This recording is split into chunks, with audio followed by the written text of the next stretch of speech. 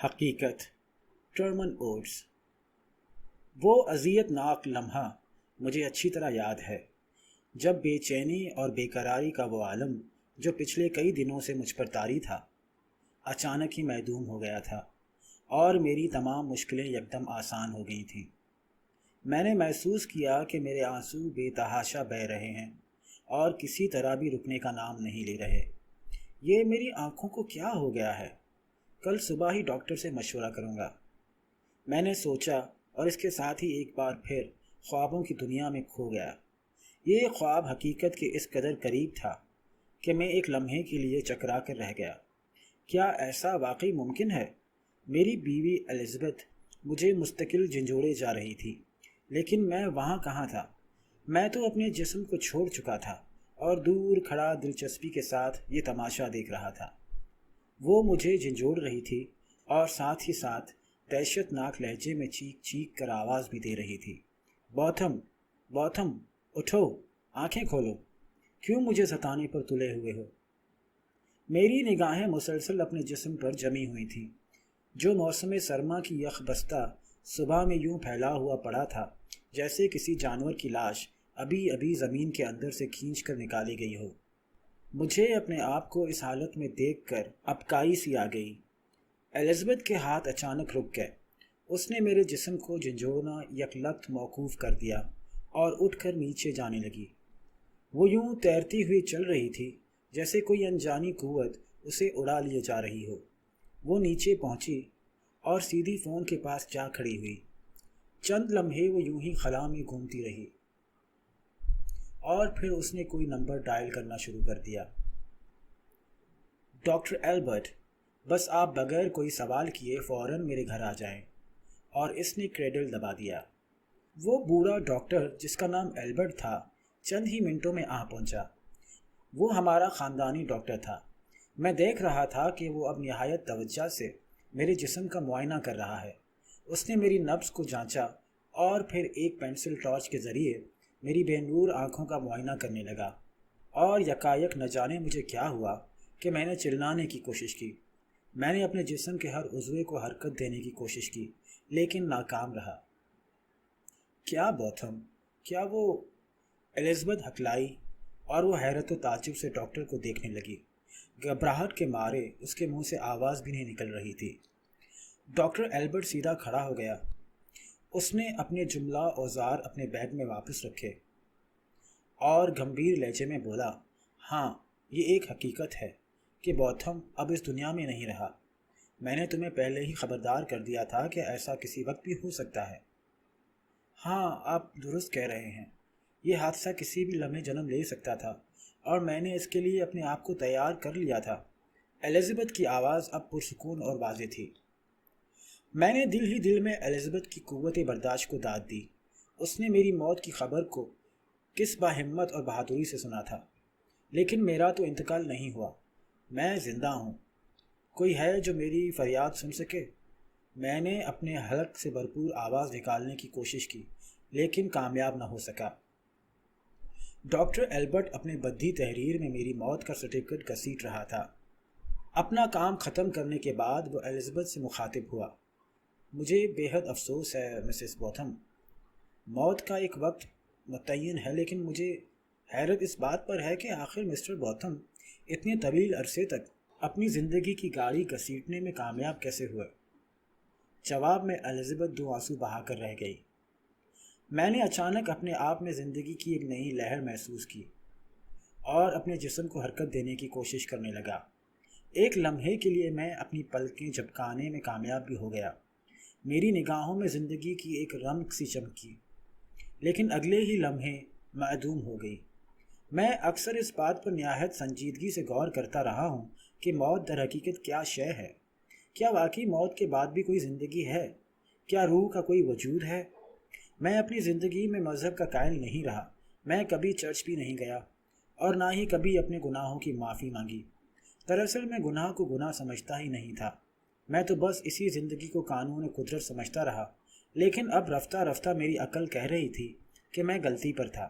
اچانک میری نگاہ الزبتھ پر پڑی اور میں ایک بار پھر اپنے تصورات کی دنیا میں کھو گیا۔ کبھی یہ حسن بے مثال میرے پہلو کی زینت ہوا کرتا تھا۔ الزبتھ کا مرمری بدن مجھے دعوت دینے لگا، لیکن اب میں کسی قابل کہاں تھا۔ میں کف افسوس مل کر رہ گیا تھا۔ الزبتھ بھی اچانک بوکھلا گئی۔ شاید اس کے تحت الشعور میں بھی ایسی ہی کوئی بات آ گئی ہو۔ وہ دھیمے دھیمے قدموں سے چلتے ہوئے میرے قریب آئی اور میری آنکھوں میں جھانکنے لگی، گویا وہ خوف زدہ ہو کہ کہیں میں اچانک اٹھ کر اسے اپنے بازو میں نہ دبوچ لوں۔ چند لمحے میری طرف غور سے دیکھنے کے بعد بالآخر اس نے یقین کر لیا کہ میں کوئی ایسی حرکت کرنے کے قابل نہیں ہوں۔ وہ آگے بڑھی اور ایک چادر سے میرے مردہ جسم کو ڈھانپنے لگی۔ میرا دل اس کی اس ظالمانہ حرکت پر خون کے آنسو رو اٹھا۔ وہ ایک بار پھر ٹیلی فون کی طرف بڑھی اور کوئی نمبر ڈائل کرنے لگی۔ ایلن، سب کام ٹھیک ٹھاک ہو گیا؟ وہ مر چکا ہے، ڈاکٹر نے اس کی موت کی تصدیق کر دی ہے۔ سب کچھ بالکل اسی طرح ہوا ہے جیسے ہمارا اندازہ تھا۔ نہیں، میں ابھی نہیں آ سکتی، باقی باتیں بعد میں۔ نہیں ایلن، تم بھی نہیں آؤ گے، پلیز اپنے جذبات پر قابو رکھو۔ ایک ذرا سی بے احتیاطی سے تمام منصوبہ چوپٹ ہو جائے گا۔ Okay, bye.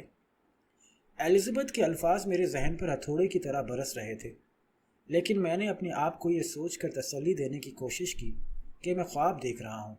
یہ الفاظ الزبتھ کے نہیں ہو سکتے۔ الزبتھ تو ایک پست ہمت اور جوش و جذبات سے آری عورت تھی۔ میری ہر بات اور ہر مشورے کو اس نے ہمیشہ ایک کان سے سنا اور دوسرے کان سے اڑا دیا۔ خانگی زندگی میں اس نے کبھی گرم جوشی کا مظاہرہ نہیں کیا۔ میرے ساتھ وہ انتہائی سرد مہری سے پیش آتی تھی۔ شادی کے بعد جب میری ماں نے اس کی فطرت پر تنقید کی تو میں نے اس کی طرف سے صفائی پیش کرتے ہوئے کہا تھا، بیچاری نئے ماحول میں ابھی پوری طرح مدغم نہیں ہو پائی ہے۔ وقت گزرنے کے ساتھ ساتھ سب کچھ ٹھیک ہو جائے گا، تب پھر یہ کوئی معجزہ ہی ہوگا۔ میری ماں نے اپنے تجربات کی روشنی میں آخری فیصلہ سنایا اور وہی ہوا جو میری ماں کا اندازہ تھا۔ الزبتھ کے رویے میں کوئی تبدیلی نہیں آئی۔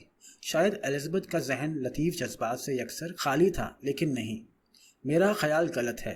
وہ ابھی جو کچھ ایلن سے کہہ رہی تھی، اس کا تعلق لطیف جذبات ہی سے تو ہے۔ میں تو ایک دائمی مریض ہوں۔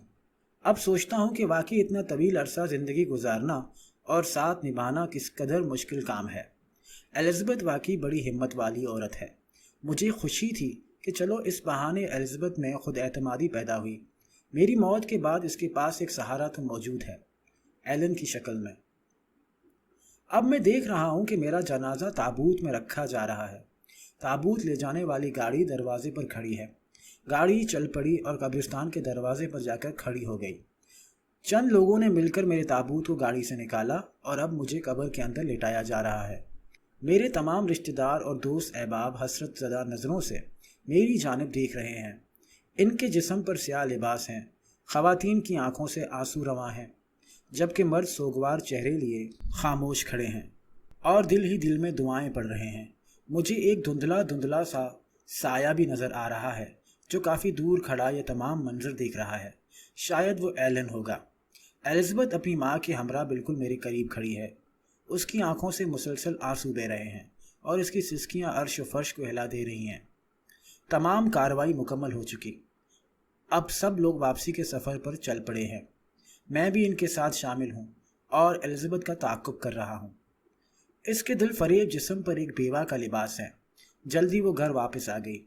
اس نے الماری سے دوا کی ایک بوتل نکالی اور اسے لے کر باغیچے کی جانب چل پڑی۔ اب وہ ایک کونے میں ایک گڑھا کھود رہی ہے تاکہ بوتل کو اس گڑھے میں دفن کر دے۔ اپنا کام مکمل کر لینے کے بعد اس کے چہرے پر سکون کی لہریں رقص کرنے لگیں۔ وہ واپس چل دی اور گھر کے اندر داخل ہو کر دھڑم سے دروازہ بند کر دیا۔ میں باہر ہی کھڑا حسرت و یاد سے دروازے کی طرف دیکھتا رہا۔ اپنی رسم تدفین انجام پا جانے کے بعد میں مسلسل چلا کے الزبتھ اور دیگر رشتہ داروں کو اپنی طرف متوجہ کرنے کی کوشش کرتا رہا ہوں، لیکن کوئی بھی میری آواز نہیں سنتا۔ شاید سب کے سب بہرے ہو گئے ہیں۔ یہ فقط ایک خواب ہے۔ میں زندہ ہوں اور بہت جلد یہ سب لوگ بھی اس حقیقت کو تسلیم کر لیں گے۔ میں سوچ کر پاگل ہو گیا ہوں۔ کبھی کبھی یہ خیال بھی آنے لگتا ہے کہ شاید میں ہی غلطی پر ہوں اور دنیا والوں نے جو فیصلہ کیا ہے وہی حقیقت ہو۔